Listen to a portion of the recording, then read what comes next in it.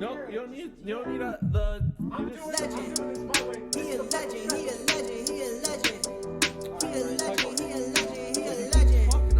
He a legend. Welcome to the league. To the league. To the league. To the league. To the league of items. Welcome to the league. To the league. To the league. To the league. To the league of items. What's up, everybody?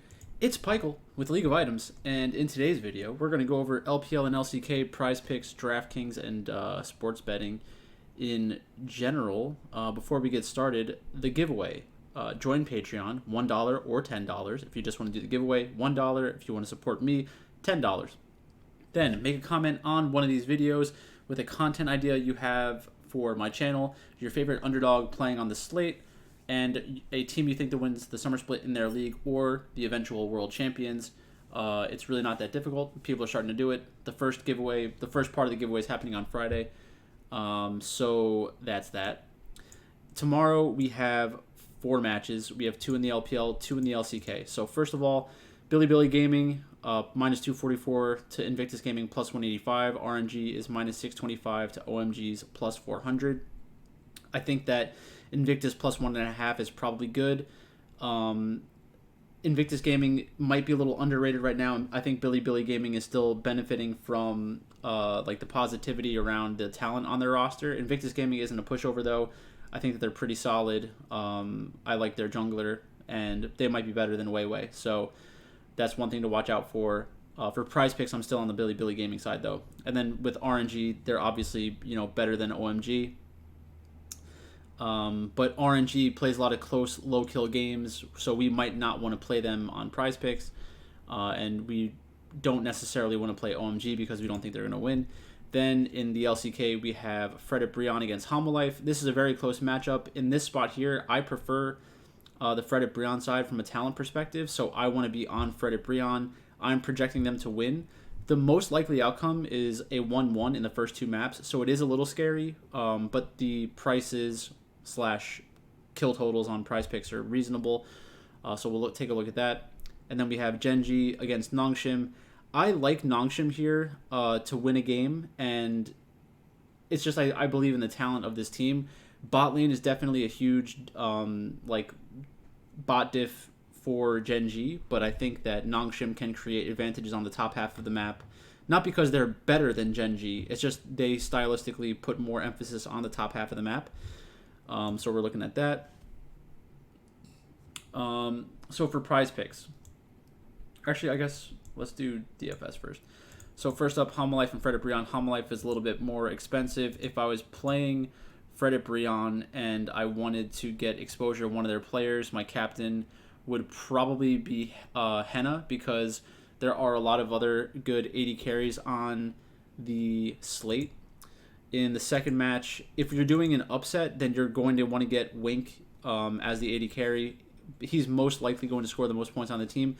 Shun is a carry jungler, but in a match where Invictus Gaming wins, I think that there will be a lot of kills fed over to Wink.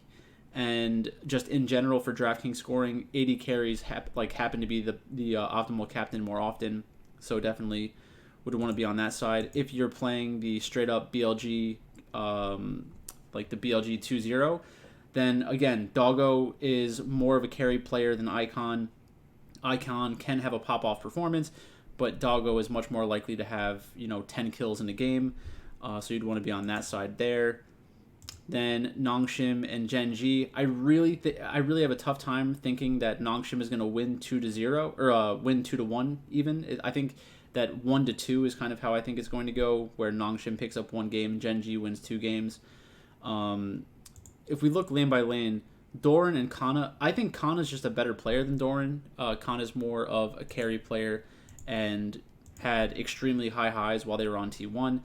Peanut against Dread. Peanut is better, and I prefer Peanut, but Dread is a solid jungler and does well for prize picks specifically. We'll take a closer look at that in the next portion of the video. Chovy against BDD. Chovy is better than BDD, but if you go like a year and a half ago, it was questionable, and they were probably considered even, where it was Chovy, BDD, and Faker as like the elite 3. But, BDD, I think, hasn't sustained the level that Chovy and Faker have. Then in the bot lane, we have Ruler and Lehens against Ghost and probably Effort. Definitely have to prefer the Gen G side. The one thing I would say is that Nongshim could play more aggressively and go after the an early carry to try to punish Gen G in the laning phase. Because as the better team and the more calculated team, I think that Gen G might just play a slower style. So it's really going to be on Nongshim to kind of force the issue, which I think that they should do. Not an easy thing to accomplish, but in a matchup where you're already expected to lose, that's probably the best idea. Then in the last match of the day, we have RNG against OMG. So Breathe against Shanji in the top lane. Breathe is one of the options for prize picks tonight. It's over 7.5 for a top laner. That traditionally is just kind of sticker shock for me. Like, I don't want to play a top laner at over 7.5. So I'm kind of leaning towards the under. Another reason why you might want to consider the under is because RNG and OMG historically have been lower kill score teams. I think that OMG this split has been kind of surprisingly bloody when they lose. But even in that scenario, the 7.5 scares me. Because all you need is like one game where Gala goes off, one game where Xiaohu actually plays carries, and then, it's just almost impossible for Breathe to get there. So that's kind of a little bit freaky for me. I'm not a huge fan of that. Xiaohu is probably going to go under-owned in this spot. Like, he is expensive. I think maybe mid Xiaohu captain is an interesting idea for DraftKings. So let's get into prize picks. So there are 5 picks that I like so far for maps 1 and 2, and the way that I get there is a little different for each one. So I think that in the Fredit Brion against Homalife matchup, I think it's the reason why these numbers are so low is because it's uncertain which team will win the matchup. It's very close to 50-50. In that spot, I think you could kind of justify playing either side, going 1-1. I think that Morgan has an advantage over Dudu in the top lane, and Umti has a better prop than On Fleek does on Homalife. So you just think to yourself, bro, Fredit Brion's a slight favorite. Play Fredit Brion as a stack, a highly correlated stack, where if they go 2-0, they should hit this, and if they go 1-1, they can still hit it. That's really the easiest justification for that. Classically, I'm not on Fredit. I don't understand Fredit Brion deeply. They're like a confusing team for me, but I think that this is a spot where I'm willing to take that risk.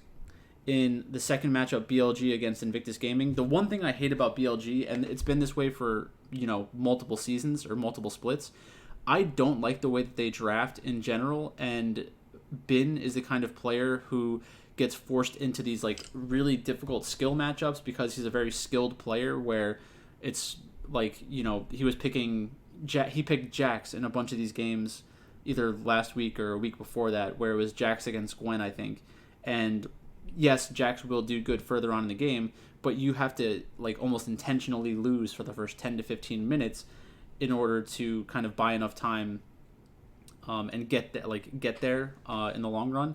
But at 4.5, I think that Bin is still the kind of player who has immense upside and is a very good player. If BLG 2-0s tonight, Bin should hit over 4.5.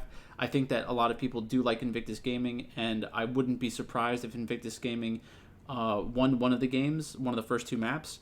But I'd still prefer to be on Bin at that 4.5 number, because even in a loss, we can get him into a good matchup against Zika, and maybe be the only person on BLG that's about even and is still able to get a kill or 2 in, the fights around Dragon later on in the game, or split pushing, or around like a Baron fight. Like I can see that playing out well. If you wanted to go Shun over, I could see that as well. I don't love Wei over. And then for the last match of the day, Genji against Nongshim. I could see playing Doran and Peanut in this spot, but I'm taking the good over-unders for Kana and Dread, and we will see that that's kind of supported by their hit rate. So Dread has gone over 1.5 in 8 out of their last 10 matches. of course, that comes down to, who were they playing against? Were they just straight up better than the other team?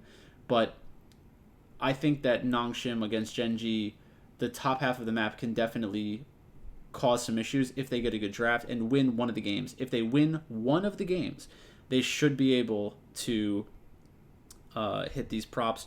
Even if they just keep it close in like a very bloody game where they get the early game advantage, Genji contest them at every turn, and then, ends up overcoming Nongshim in some way. We can still hit our props in one game. Like 3 and 3.5 are just so low. 3 and 3.5. So Kana needs to hit 2. Shanji needs to average 1.5. So they both really need to get to 4. But at least with Dread, we get the push. Then we have Bin. So in Bin's last 10 games, he's only done it 1 out of 10 times. But I think RNG has had a pretty rough schedule recently and has not been put into good matchups. And all it takes is one good game out of Bin, and he's going to hit that over. So I'm willing to take that risk, especially against a team like Invictus Gaming, where Zika will probably play a carry top laner, which might attract more attention from BLG. If Bin gets ahead of Zika in the top lane and helps Weiwei get ahead, like as the person facilitating the kills in the top lane, then Bin can definitely run over that matchup. Although Zika's not a pushover, he's a pretty good player. And then last but not least, Morgan and Umti. Morgan has only done it 1 out of the last 10 games, and Umti's done it none out of the last 10 games. But again, this is more about the matchup. Like, it's a good matchup against Homalife. It should be a bloody matchup, and the line is so low because of the uncertainty around the matchup. If you're telling yourself, well, Pyke will never get Fred Brion right, I'm going to play Homalife overs, then fine, do what you got to do. But that's the side that I'm going to be on tonight. And that's basically it. So that's all I've got for today. Thanks for watching, and I'll talk to you later.